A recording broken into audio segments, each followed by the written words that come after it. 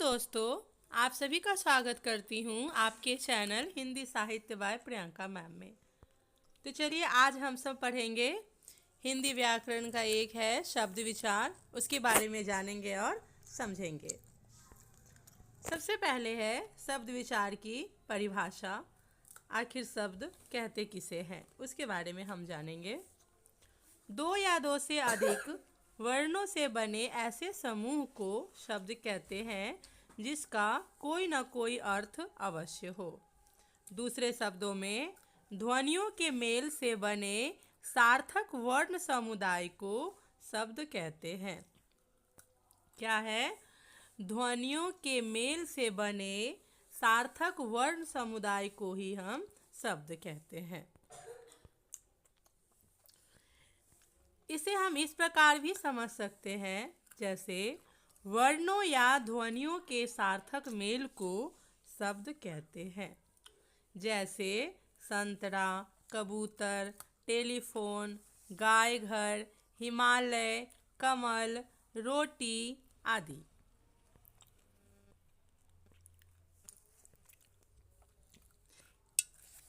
इन शब्दों की रचना दो या दो से अधिक वर्णों के मेल से हुई है। वर्णों के ये मेल सार्थक हैं जिनसे किसी अर्थ का बोध होता है।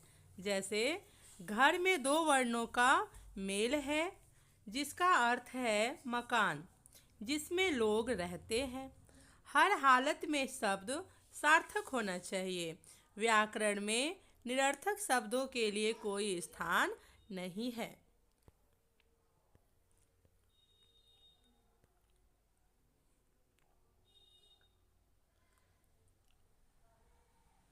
शब्दों की रचना ध्वनि और अर्थ के मेल से होती है। शब्दों की रचना कैसे होती है? ध्वनि और अर्थ के मेल से होती है। एक या अधिक वर्णों से बनी स्वतंत्र सार्थक ध्वनि को शब्द कहते हैं। जैसे मैं, धीरे, परंतु, लड़की इत्यादि। अतः शब्द मूलतः ध्वन्यात्मक होंगे या वर्णात्मक, किंतु व्याकरण में ध्वन्यात्मक शब्दों की अपेक्षा वर्णात्मक शब्दों का अधिक महत्व है। वर्णात्मक शब्दों में भी उन्हीं शब्दों का महत्व है जो सार्थक हैं, जिनका अर्थ स्पष्ट और सुनिश्चित है। व्याकरण में निरर्थक शब्दों पर विचार नहीं होता। चलिए, ये तो हम शब्दों के बारे में जाने हैं। अब हम समझते हैं कि शब्द और पद में क्या अंतर है। यहाँ शब्द और पद का अंतर समझ लेना चाहिए। ध्वनियों के मेल से शब्द बनता है।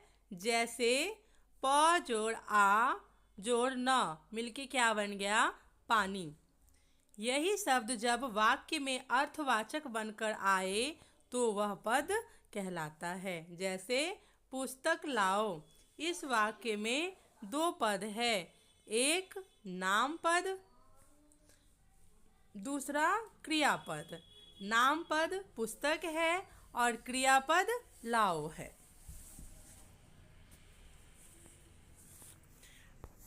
शब्द और पद के बारे में हम जान लिए हैं।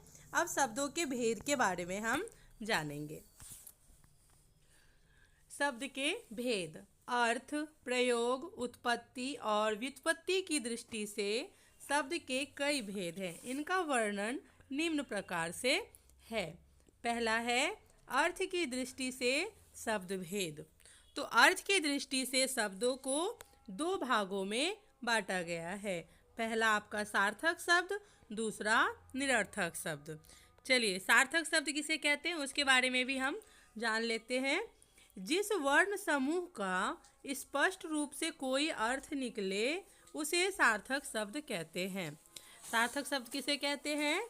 जिस वर्ण समूह का स्पष्ट रूप से कोई अर्थ निकले उसे सार्थक शब्द कहते हैं। जैसे कमल, खटमल, रोटी, सेब आदि। उसके बाद है निरर्थक शब्द। निरर्थक शब्द किसे कहते हैं उसके बारे में भी जानते हैं। जिस वर्ण समूह का कोई अर्थ न निकले उसे निरर्थक शब्द कहते हैं। अर्थात शब्द तो है लेकिन उसका कोई अर्थ नहीं है, उसे ही हम निरर्थक शब्द कहते हैं। जैसे राटी, विठा, ची, वाना, वोती आदि, यह सब क्या है? निरर्थक शब्द है। सार्थक शब्दों के अर्थ होते हैं और निरर्थक शब्दों के अर्थ नहीं होते। जैसे पानी सार्थक शब्द है और नीपा निरर्थक शब्द है, क्योंकि इसका कोई अर्थ नहीं है। अर्थ के दृष्टि से शब्द भेद समझ में आ गया होगा, सार्थक और निरर्थक। अब हम पढ़ेंगे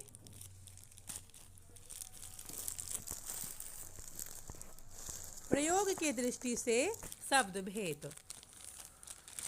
प्रयोग के दृष्टि से शब्द भेद। प्रयोग के दृष्टि से भी शब्दों को दो भागों में बांटा गया, विकारी शब्द और अविकारी शब्द। चलिए देख लेते हैं एक बार। शब्दों के सार्थक मेल से वाक्यों की रचना होती है। शब्दों के सार्थक मेल से वाक्यों की रचना होती है। वाक्यों के मेल से भाषा बनती है। शब्द भाषा की प्राणवायु होते हैं। वाक्यों में शब्दों का प्रयोग किस रूप में किया जाता है, इस आधार पर हम शब्दों को दो वर्गों में बांटते हैं। पहला है विकारी शब्द, दूसरा है अविकारी शब्द। चलिए जान लेते हैं विकारी शब्द किसे कहते हैं। विकारी शब्द जिन शब्दों के रूप में लिंग, वचन, कारक के अनुसार परिवर्तन का विकार आता है, उन्हें विकारी शब्द कहते हैं। इसे हम ऐसे भी कह सकते हैं विकार यानी कि परिवर्तन। वे शब्द जिनमें लिंग, वचन, कारक आदि के कारण विकार या परिवर्तन आ जाता है, उन्हें विकारी शब्द कहते हैं। जैसे लिंग लड़का पढ़ता है, लड़की पढ़ती है। लिंग का पता चल गया कि लड़का पढ़ता है, लड़की पढ़ती है। अब वचन का भी पता चल जाएगा, लड़का पढ़ता है, लड़के पढ़ते हैं। कारक लड़का पढ़ता है, लड़के को पढ़ने तो।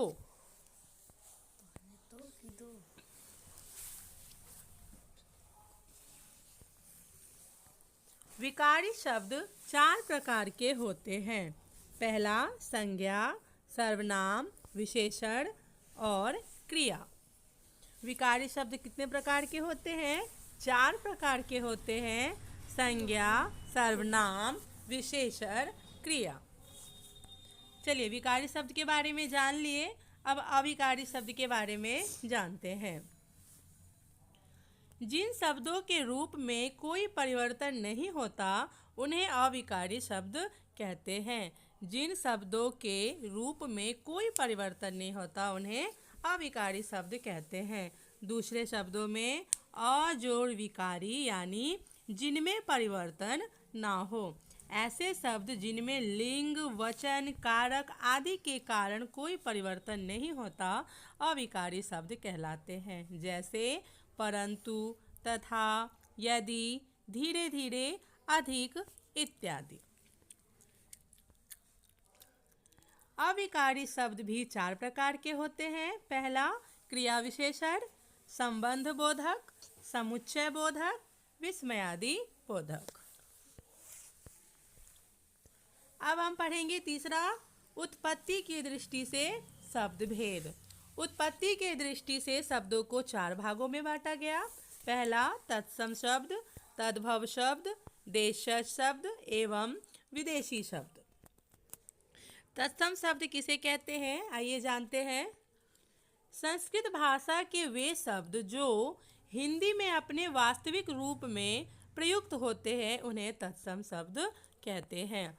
संस्कृत भाषा के वे शब्द जो हिंदी में अपने वास्तविक रूप में प्रयुक्त होते हैं, उन्हें तत्सम शब्द कहते हैं। दूसरे शब्दों में हम ऐसे भी जान सकते हैं, जैसे तत् मतलब होता है उसके, प्लस सम मतलब होता है समान। यानी वे शब्द जो संस्कृत भाषा से हिंदी भाषा में बिना किसी बदलाव के लिए आए हैं वे शब्द तत्सम शब्द कहलाते हैं। सरल शब्दों में हम इस प्रकार भी जान सकते हैं कि हिंदी में संस्कृत के मूल शब्दों को तत्सम कहते हैं, जैसे कवि, माता, विद्या, नदी, फल, पुष्प, पुस्तक, पृथ्वी, क्षेत्र, कार्य, मृत्यु आदि। यह सब हमारे तत्सम शब्द हैं। यहाँ कुछ संस्कृत के उन तत्समों की सूची है जो संस्कृत से होते हुए हिंदी में आए हैं, जैसे तत्सम है आम्र, उष्ट्र, चंचू। हिंदी में आम्र को आम कहते हैं, उष्ट्र को ऊंट कहते हैं, चंचू को चोच कहते हैं। गेमल, गेमय हिंदी में गोबर कहते हैं, घोड़क हिंदी में घोड़ा कहते हैं, पर्यक हिंदी में पलंग कहते हैं।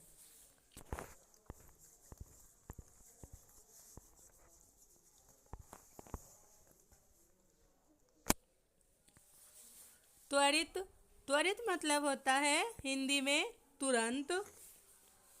भकत मतलब होता है भात। शलाका मतलब होता है सलाई। हरिद्रा मतलब होता है हल्दी, हरदी। चतुष्पदिका मतलब होता है चौकी। सपत्री मतलब होता है सौत। उद्वर्तन मतलब होता है उबटन। सूची मतलब होता है सुई।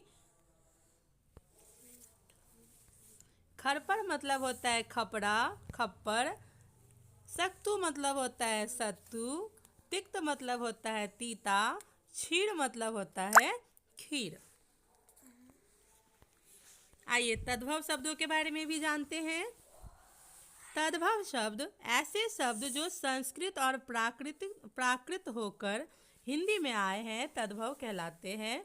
दूसरे शब्दों में संस्कृत भाषा के ऐसे शब्द जो बिगड़कर अपने रूप को बदलकर हिंदी में मिल गए हैं तद्भव शब्द कहलाते हैं। इसका भी एक बार समझ लेते हैं। तत् मतलब उससे, प्लस भव मतलब होना, यानी जो शब्द संस्कृत भाषा से थोड़े बदलाव के साथ हिंदी में आए हैं वे तद्भव शब्द कहलाते हैं। जैसे संस्कृत के शब्द है दुग्ध और हिंदी में इसे दूध कहते हैं। हस्त, हाथ, कुब्ज, कुबड़ा, कर्पूर, कपूर, अंधकार, अंधेरा। अक्षी, अक्षी मतलब आँख। अग्नि मतलब आग। मयूर मतलब मोर। आश्चर्य मतलब अचरज। उच्च मतलब ऊंचा। ज्येष्ठ मतलब जेठ। कार्य मतलब काम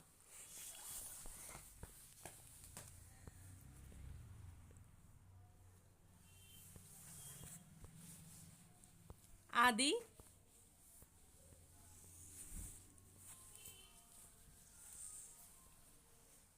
ये शब्द संस्कृत से सीधे न आकर पाली, प्राकृत और अपभ्रंश से होते हुए हिंदी में आए हैं। इसके लिए इन्हें एक लंबी यात्रा तय करनी पड़ी है। सभी तद्भव शब्द संस्कृत से आए हैं, परंतु कुछ शब्द देश काल के प्रभाव से ऐसे विकृत हो गए हैं कि उनके मूल रूप का पता नहीं चलता है।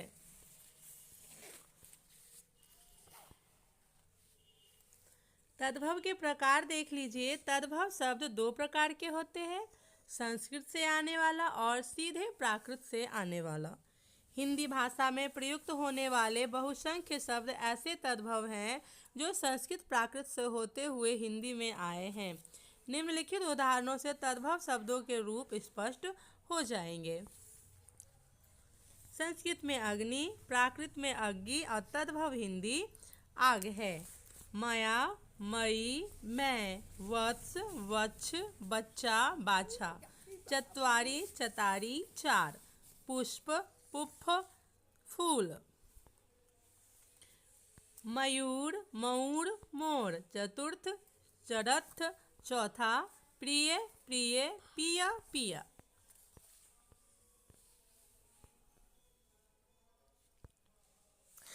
वचन का वर, बैन। कृतः का कौ, किया। मध्य मध्य, मैं, नव नव, नया, चत्वारि चतारि चार। आशा करती हूँ आप सभी को